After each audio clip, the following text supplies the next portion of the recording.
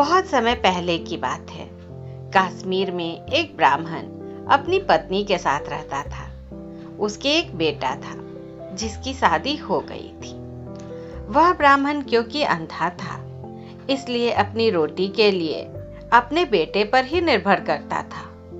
रोज सुबह वह नौजवान भीख मांगने के लिए घर से बाहर निकल जाता और जो कुछ भी उसको भीख में मिलता, शाम को घर में चारों मिल बांटकर खा लेते।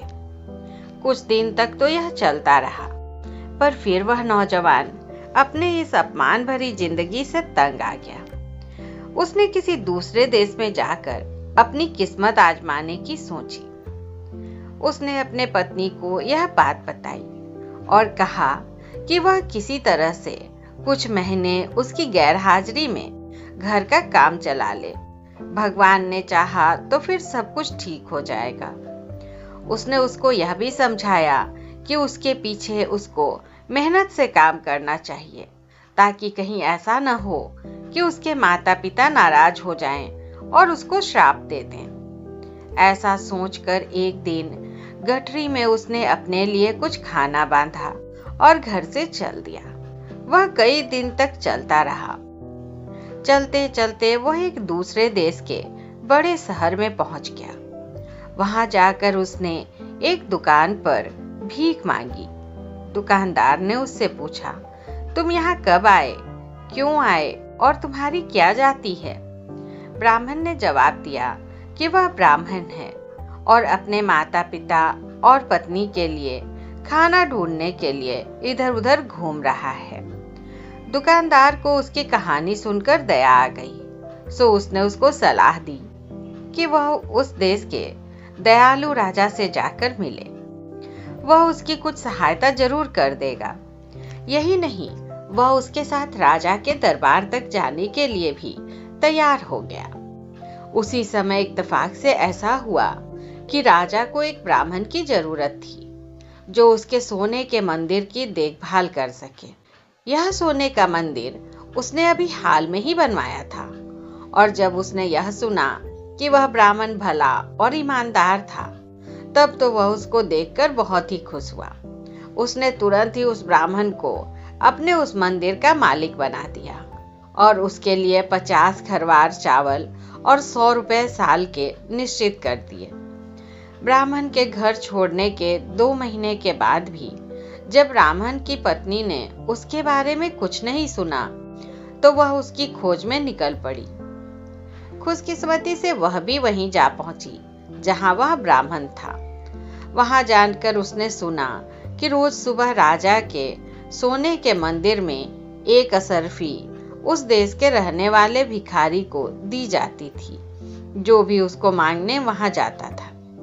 सो अगले दिन वह सुबह सुबह उसको लेने के लिए सोने के मंदिर गई, तो वहां उसने अपने पति को देखा। उसने अपनी पत्नी से पूछा, तुम यहाँ क्यों आई हो? तुमने मेरे माता पिता को वहां अकेला क्यों छोड़ा? क्या तुमको इस बात की बिल्कुल भी परवाह नहीं है कि वो मुझे श्राप दे देंगे और मैं मर जाऊंगा? तुम तुरंत ही वापस चली जाओ और वहीं मेरा इंतजार करो। पत्नी बोली, नहीं नहीं, मैं खुद को और तुम्हारे माता पिता दोनों को भूख से मरने के लिए देखने के लिए वहां वापस नहीं जा सकती। घर में चावल का एक दाना भी नहीं है। ब्राह्मण बोला, हे भगवान, ठीक है, तुम यह लो। कहकर उसने एक कागज पर कुछ लाइनें लिखी और वह कागज उसको थमाकर बोला, इसे ले जाकर राजा को दे देना। हो सकता है कि वह तुमको इसके बदले में 1 लाख रुपए दे दे। ऐसा कहकर उसने अपनी पत्नी को वहां से भेज दिया। उस कागज के टुकड़ों पर 4 सलाह लिखी हुई थी। अगर कोई आदमी यात्रा में हो और रात को किसी अजनबी जगह पर पहुंच जाए, तो उसको वहां ठहरने के मामले में सावधान रहना चाहिए। कहीं ऐसा न हो कि वे उसे मार दें। दूसरी सलाह थी, अगर किसी को किसी चीज की जरूरत हो तो पहले उसे अपने दोस्त को जांचना चाहिए, पर अगर उसको किसी चीज की जरूरत न हो तो उसको अपने दोस्त को अपने आप को जांचने नहीं देना चाहिए। तीसरी सलाह थी, अगर किसी आदमी ने अपनी बहन की शादी कर दी है और अगर वह उसको मिलने के लिए बड़ी शान शौकत से जाता है, तो उसका वह इस तरह से आवभगत करेगी जैसे उसको उससे कुछ लेना हो। पर अगर वह गरीब हालत में जाता है तो वह उस पर नाराज होगी और उसको पहचानेगी भी नहीं। चौथी सलाह थी, अगर किसी आदमी को कोई काम करना है तो उसको वह अपने आप ही करना चाहिए, अपनी पूरी ताकत से करना चाहिए और बिना किसी डर के करना चाहिए। उस कागज को लेकर वह ब्राह्मणी अपने घर चली गई। वहां जाकर उसने अपने सास ससुर को अपने पति से मिलने की बात बताई और बताया कि उसके पति ने उसको कितना कीमती कागज दिया है। पर राजा के सामने वह खुद नहीं जाना चाहती थी, सो उसने अपने एक जानने वाले को भेज दिया। राजा ने वह कागज पढ़ा और उस कागज के लाने वाले को कोड़े से मारने का हुक्म दे दिया और उसे वहां से भगा दिया। अगली सुबह ब्राह्मणी ने वह कागज लिया और दरबार की तरफ चल दी। जब वह दरबार की तरफ जा रही थी तो वह उसको पढ़ती जा रही थी। रास्ते में उसको राजा का बेटा मिल गया, तो उसने उससे पूछा कि वह क्या पढ़ती जा रही है। उसने कहा कि वह एक ऐसा कागज पढ़ती जा रही है जिसमें कुछ सलाह लिखी हुई थी, जिसके लिए उसको 1 लाख रुपए चाहिए था। राजकुमार ने उससे वह कागज उसको दिखाने के लिए कहा। ब्राह्मणी ने उसको वह कागज दिखा दिया, तो उसको पढ़कर उसने उसको पैसों के लिए परवाना लिख दिया और आगे बढ़ गया। बेचारी गरीब ब्राह्मणी ने उसको उसके लिए बहुत धन्यवाद दिया। उस दिन उसने अपने घर के लिए इतना सामान खरीदा जो उनकी जिंदगी भर के लिए काफी था। शाम को राजकुमार ने पिता से एक स्त्री से अपनी मुलाकात के बारे में और उसे एक कागज खरीदने के बारे में बताया। उसने सोचा कि उसके पिता उसके इस काम से बहुत खुश होंगे, पर ऐसा नहीं हुआ। राजा तो यह सुनकर उससे बहुत गुस्सा हो गया और उसको अपने देश से बाहर निकाल दिया। ओह, सारा शाही राजघराना कितना दुखी हुआ जब उन सब ने राजा का यह बेरहम हुक्म सुना कि उसने राजकुमार को देश से निकाल दिया, क्योंकि राजकुमार तो सबका प्यारा था। साथ में सबको उससे बड़ी बड़ी उम्मीदें थी और सबसे बड़ी बात तो यह थी कि वह उस राजगद्दी का वारिस था। फिर भी राजा का हुक्म तो हुक्म था, सो तुरंत ही बजा लाया गया। राजकुमार ने अपनी माँ को, संबंधियों को, दोस्तों को, सबको विदा कहा और अपने घोड़े पर सवार होकर घर से निकल पड़ा। कहाँ किधर यह तो उसको भी नहीं पता था। रात होते होते वह एक जगह आ पहुंचा जहां उसको एक आदमी मिला। उसने उसको रात को अपने घर में ठहरने के लिए कहा, तो राजकुमार ने उसका बुलावा स्वीकार कर लिया। वह वहां गया तो उसका एक राजकुमार की तरह से स्वागत किया गया। उस आदमी ने उसके सोने के लिए एक चटाई बिछा दी, उसको बहुत बढ़िया खाना खिलाया और रात को उसकी बेटी ने उसकी सेवा की। उसने सोचा कि मुझे उस भले आदमी की चारों सलाहों में से पहली सलाह पर ध्यान देना चाहिए, क्योंकि पता नहीं यह आदमी रात को मेरे साथ क्या करे। मुझे आज की रात सोना नहीं चाहिए। मन में ऐसा विचार कर वह लेट तो गया, मगर सोया नहीं। बीच रात में उस आदमी की बेटी उठी और अपने हाथ में तलवार लेकर राजकुमार को मारने के इरादे से दौड़ी। राजकुमार तो सोया नहीं था, सो वह उठकर बैठ गया और तलवार का वार बचा गया। फिर उसने तलवार पकड़ ली और बोला, मैंने तुम्हारा क्या बिगाड़ा है, या फिर मैं तुम्हारा क्या बिगाड़ना चाहता हूँ जो तुम मुझे मारने चली हो। अपनी तलवार संभाल कर रख लो, ताकि तुम्हें उसके बाद में कोई परेशानी न हो, जैसा कि उस राजा को हुई थी जिसने गलती से अपने तोते को मार दिया था। लड़की बोली, कौन से राजा ने? राजकुमार बोला, तो लो सुनो वह कहानी। एक बार की बात है, एक राजा था जिसके पास एक बहुत सुंदर तोता था। वो उसको बहुत प्यारा था। यह तोता राजा के महल में रहता था और राजा अपनी रानियों से बात करने से भी पहले उससे बात करता था। एक बार उस तोते ने राजा से 1 महीने की छुट्टी मांगी क्योंकि वह अपने बेटे की शादी करने जाना चाहता था। राजा ने उसे छुट्टी दे दी और वह तोता अपने घर चला गया। घर जाकर उसने बड़ी धूमधाम से अपने बेटे की शादी की और शादी के बाद वापस लौटने लगा। लौटते समय वो 2 पेड़ों की टहनियां तोड़ता लाया, जिसमें से एक पेड़ के फल खाने से कोई भी जवान आदमी बूढ़ा हो जाता था और दूसरे पेड़ के फल खाने से बूढ़ा आदमी जवान हो जाता था। वे दोनों टहनियां बगीचे में बो दी गईं और धीरे धीरे बढ़ने लगी। समय आने पर दोनों पेड़ों पर फल लगे, पर जैसे ही वे पकने को थे कि उस देश में एक तूफान आया जिससे वे पेड़ नीचे गिर गए। एक बहुत बड़ा सांप भी तूफान के पानी के साथ साथ वहां आ गया।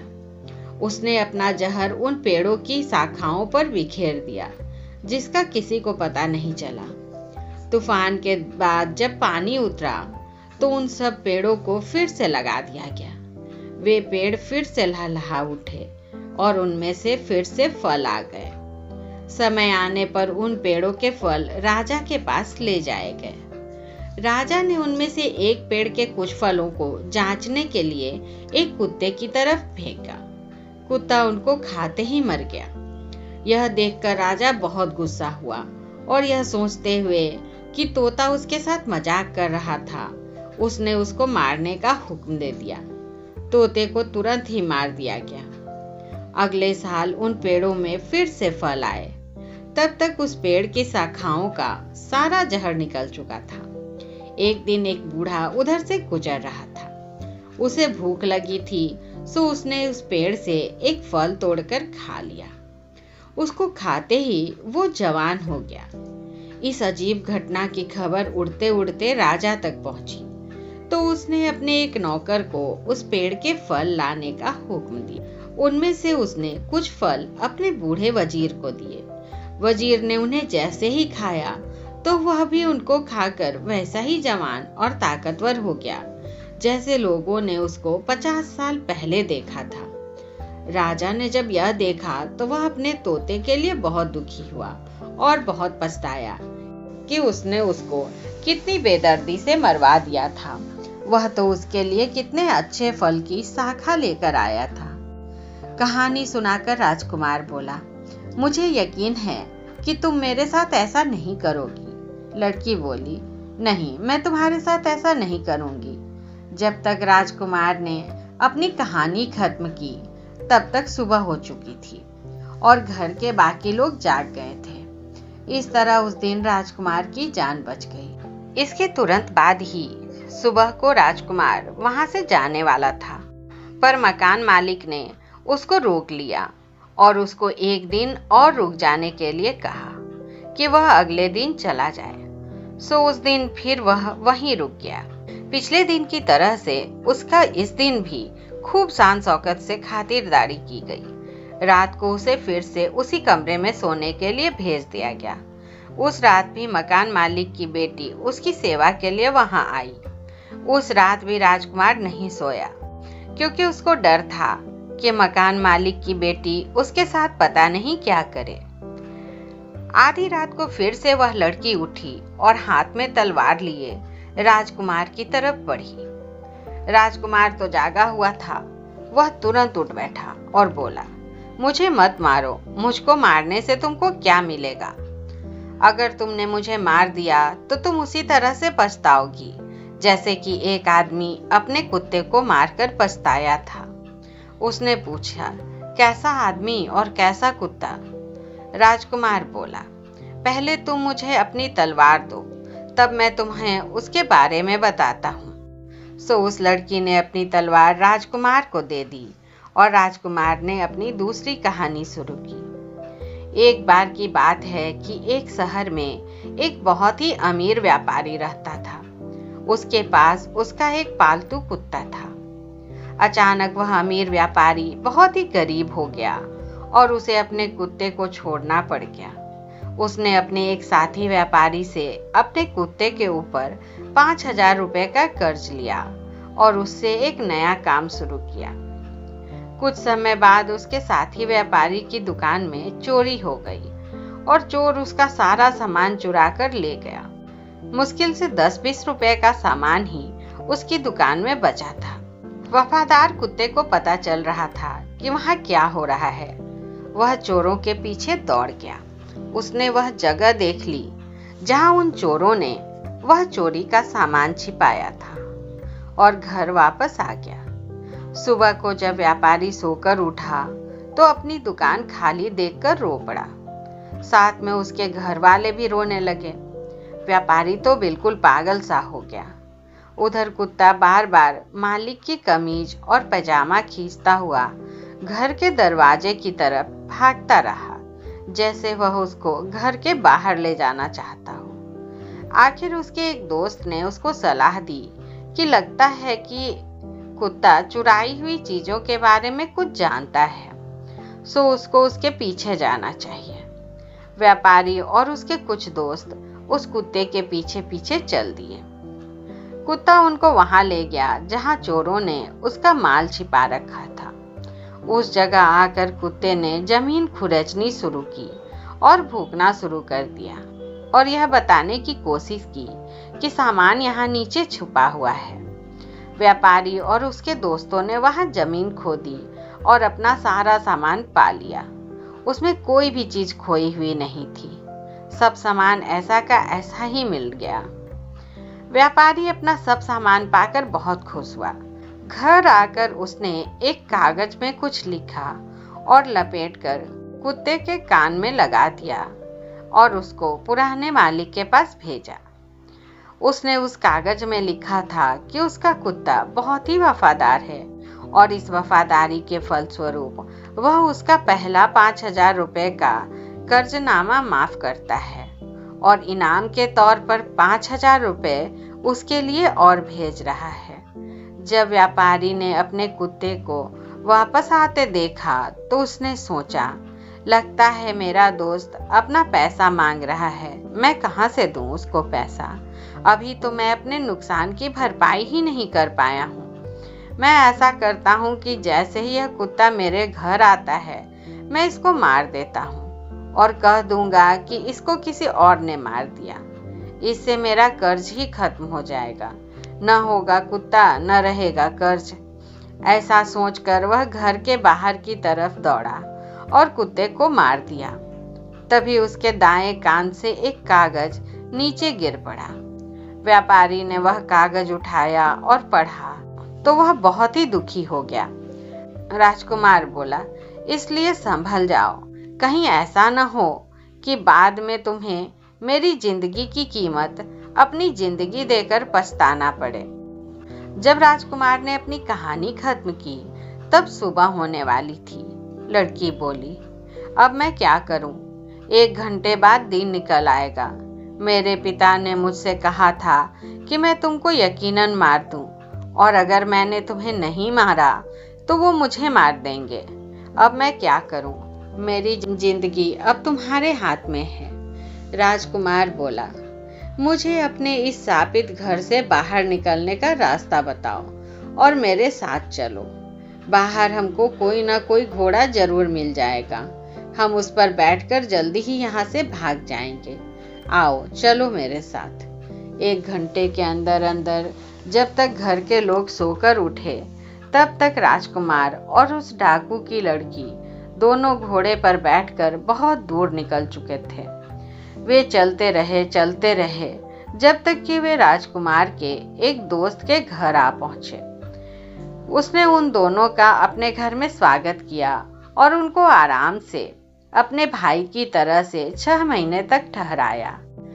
जब राजकुमार ने उससे वहां से जाने की इजाजत मांगी तो उसने उसको जवाहरात, पैसे, घोड़े और सफर के लिए जरूरी सामान देकर विदा किया।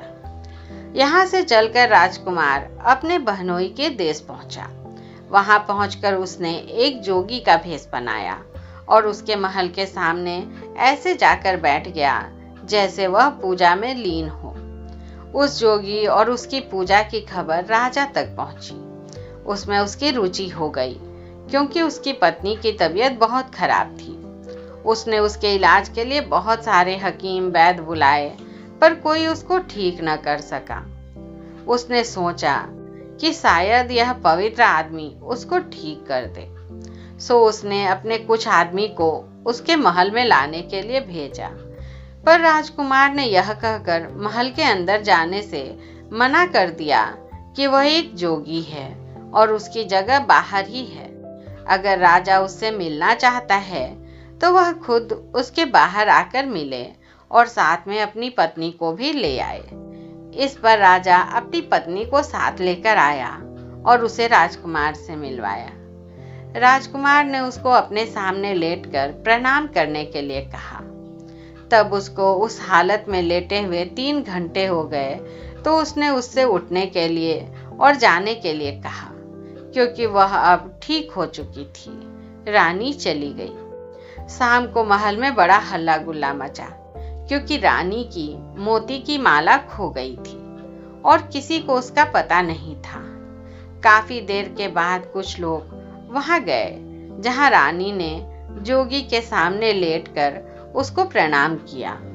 उनको वह माला वहीं पड़ी मिल गई।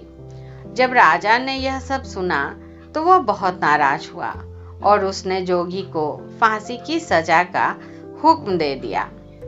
पर इस शाही हुक्म को मानने के पहले ही राजकुमार ने उसको फांसी देने वाले आदमियों को पैसे दिए और वह देश छोड़कर भाग गया। देश से बाहर निकलने के बाद उसने अपने कपड़े पहन लिए। एक दिन जब वह अपने कपड़े पहने घूम रहा था, तो उसने देखा कि एक कुम्हार अपनी पत्नी और बच्चों के साथ एक बार हंस लेता था और फिर रो लेता था। उसने उससे पूछा, अरे ये क्या बात है कि आप एक बार हंसते हैं तो दूसरी बार रोते हैं? अगर आपको हंसना है तो हंसिए और रोना है तो रोइए। कुम्हार बोला, तुम मुझे परेशान मत करो, तुम्हें इस बात से क्या लेना देना कि मैं क्या करता हूँ? राजकुमार बोला, माफ कीजिए, मैं इसकी वजह जानना चाहता हूँ, अगर आपको कोई एतराज ना हो तो। इस पर कुम्हार बोला, बात यह है कि उस देश के राजा की एक बेटी है, जिसके उसे रोज शादी करनी पड़ती है, क्योंकि रोज ही उसका पति उसके साथ रहने पर मर जाता है। इस तरह से करीब करीब सारे जवान लड़के मर गए हैं। अब हमारे बेटे की बारी भी जल्द ही आने वाली है।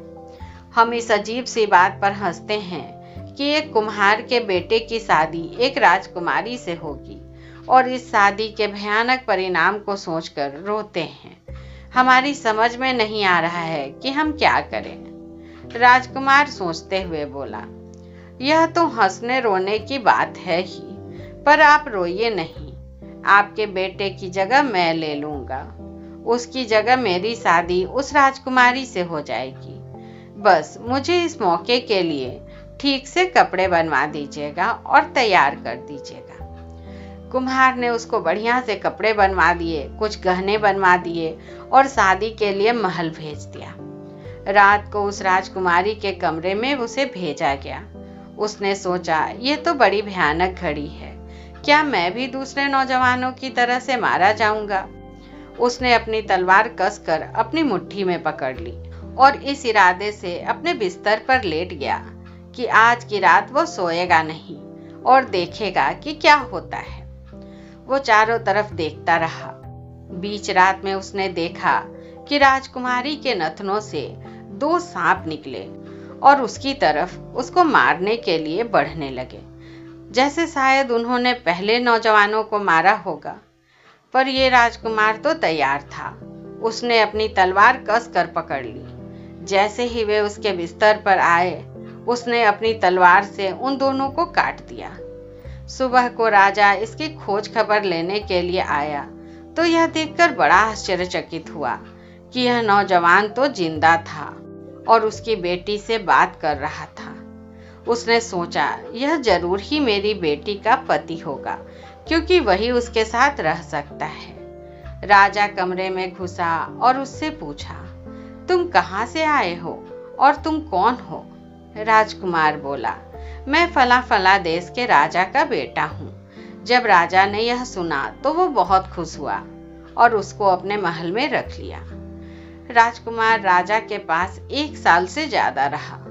फिर उसने अपने देश जाने के लिए इजाजत मांगी, जो राजा ने उसको तुरंत दे दी। राजा ने उसको उसके पिता के लिए भेंट में हाथी, घोड़े, जवाहरात और बहुत सारे पैसे देकर विदा किया। राजकुमार चल दिया। रास्ते में वह अपने बहनोई के देश से होकर गुजरा तो उसके देश में आने की खबर राजा को लगी। वह अपने हाथ रस्सी से बांधे राजकुमार के सामने आया। उसने बहुत ही विनम्रता से उसको अपने महल में ठहरने के लिए कहा। जो कुछ भी खातिरदारी वह कर सकता था उसको स्वीकार करने के लिए कहा। जब राजकुमार महल में ठहरा हुआ था तो उसने अपनी बहन को देखा। उसने उसको मुस्कुराते हुए नमस्ते की। जब वो वहां से चला तो उसने उसको बताया कि जब वह पहले वहां आया था तो उसने और उसके पति ने उसके साथ कैसा व्यवहार किया था, फिर वह कैसे यहाँ से बचकर भाग निकला। उसने अपनी बहन को 2 हाथी, 2 शानदार घोड़े, 15 सिपाही और 10 लाख के हीरे जवाहरात दिए। वहां से निकलकर वह अपने पुराने दोस्त के घर गया, जिसने उसके साथ बहुत अच्छा बर्ताव किया था। उसने उसके घर से कुछ दूरी पर अपना कैंप लगाया और अपने दोस्त को अपने पास बुलाया, पर उसका दोस्त उससे मिलने नहीं आया। पूछने पर कि वह उससे मिलने क्यों नहीं आ रहा है, उसने कहा क्योंकि अब उसको मेरी सहायता की आवश्यकता नहीं है। यह सुनकर राजकुमार खुद उससे मिलने के लिए उसके महल पहुंचा और उसको अपनी जरूरत के समय सहायता देने के लिए बहुत बहुत धन्यवाद कहा। इसके बाद वह अपने घर गया और अपने माता पिता को अपने आने की खबर दी, पर अफसोस कि अपने बेटे को बाहर निकालने के बाद वे उसकी जुदाई में रोते रोते अंधे हो गए थे। राजा बोला, उसको अंदर ले आओ। वह जब अपना हाथ हमारी आंखों पर रखेगा तब हम फिर से देखने लगेंगे। राजकुमार अंदर आया तो बूढ़े माता पिता ने उसका बड़े प्यार से स्वागत किया। उसने अपने दोनों हाथ अपने माता पिता की अंधी आंखों पर रखे तो उनको फिर से दिखाई देना शुरू हो गया। तब राजकुमार ने राजा को अपनी सारी कहानी सुनाई और बताया किस प्रकार वह उस ब्राह्मणी की सलाह मानकर कितनी बार बचा। राजा ने उसको बाहर निकाल देने पर अपना दुख प्रकट किया और फिर सब खुशी खुशी शांति से रहने लगे।